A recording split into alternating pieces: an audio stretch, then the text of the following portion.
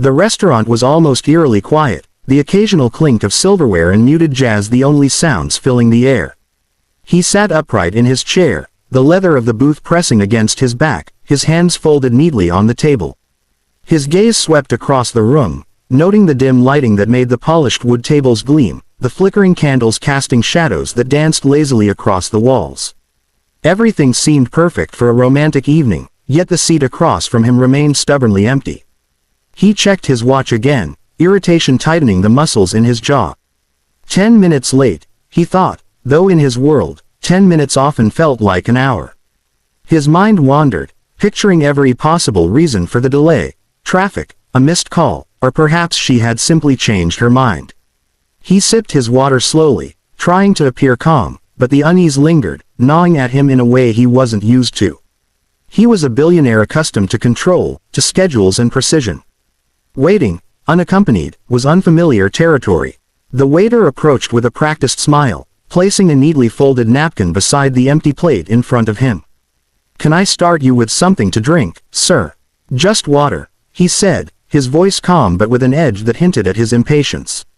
The waiter nodded and retreated, leaving him alone again with his thoughts.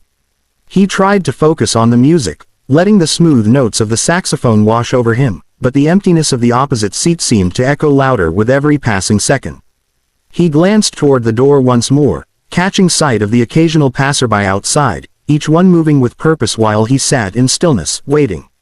A rare vulnerability crept in, something he hadn't allowed himself to feel in years. This is just a blind date, he reminded himself. Nothing serious. Yet, the quiet hum of the restaurant, the gentle candlelight, and the empty chair across from him made it impossible to ignore the hope, and the disappointment, that tangled together in his chest. Then, a small, soft voice pierced through the quiet, startling him out of his thoughts. "Mommy's sorry she's late." There, standing shyly beside his table, was a little girl, no older than 6, with wide, curious eyes that seemed far too knowing for her age. Her tiny fingers clutched the straps of a small backpack, worn at the corners as if it had been on many adventures already. She stared at him intently for a moment, then tilted her head and repeated, "Mommy's sorry she's late." He blinked, momentarily unsure how to respond. The words were simple, yet the tone carried a weight of responsibility and earnestness that made him pause.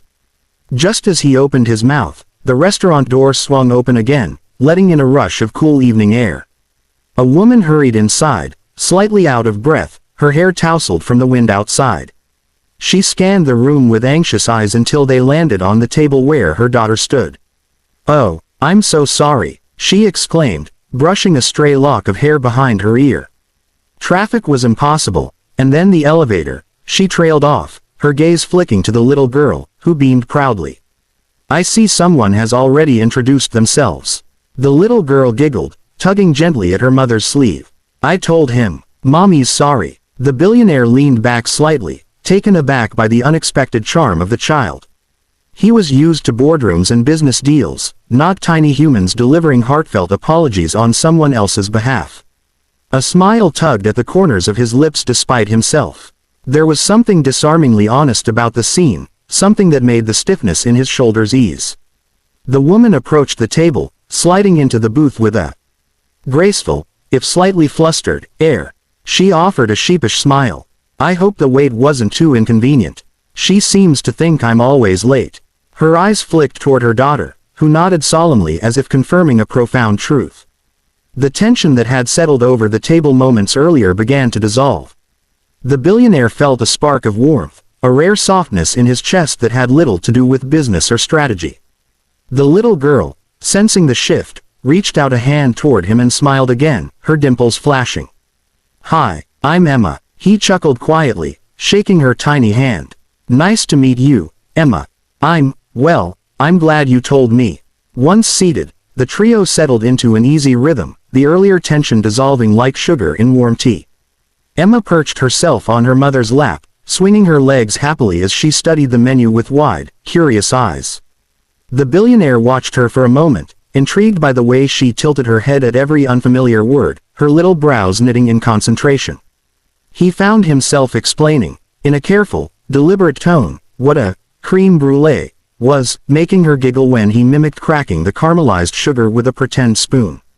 Her laughter was infectious. The mother smiled, relief evident in the softening lines of her face, and the billionaire felt a surprising ease in the conversation.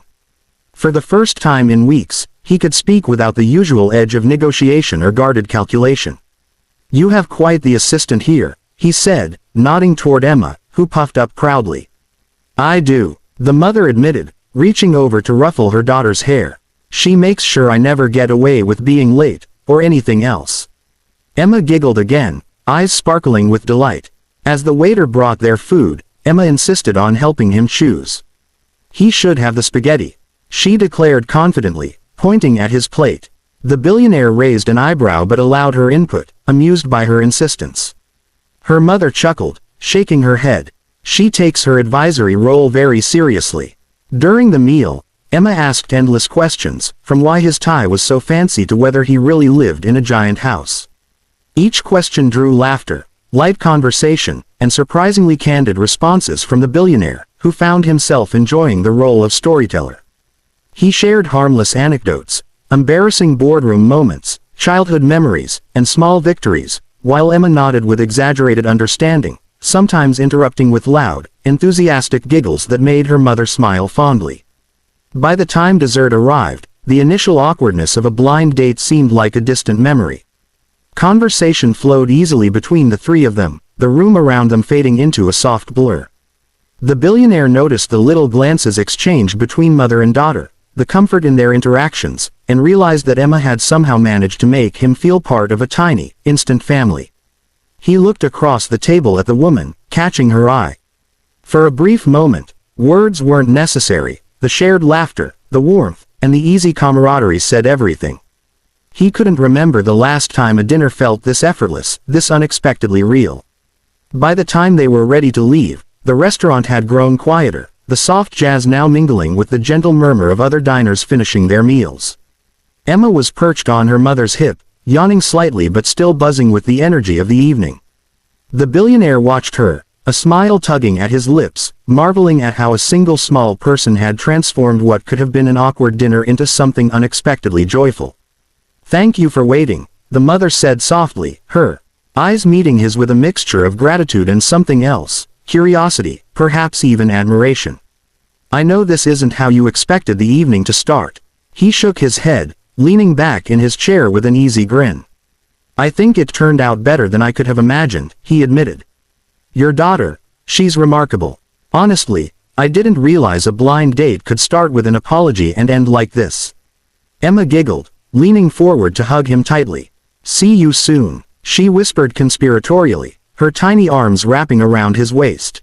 He chuckled, lifting her gently before setting her down beside her mother. The three of them walked toward the exit, the crisp night air brushing against their faces. Emma skipped ahead a few steps, then spun around to wave at him again, her laughter ringing out into the street. For a moment, he allowed himself to feel something rare and unfamiliar: warmth, connection, and a sense of anticipation for what might come next. As they reached the sidewalk, the mother glanced at him one last time. "Thank you," she said, her voice quiet but sincere, "for making this easier. For making us both feel comfortable." He nodded, his usual controlled demeanor softened by the evening's unexpected turn. "It was my pleasure," he replied, watching as she took her daughter's hand. Emma waved again, and he couldn't help but wave back, a small, genuine smile lingering.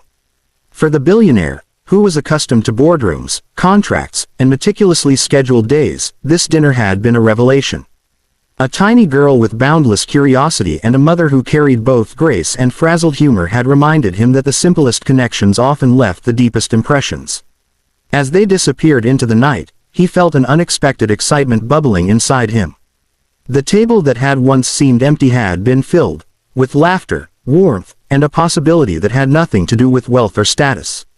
And for the first time in a long time, he looked forward to the next chapter, wondering what surprises life, and perhaps this little family, might bring.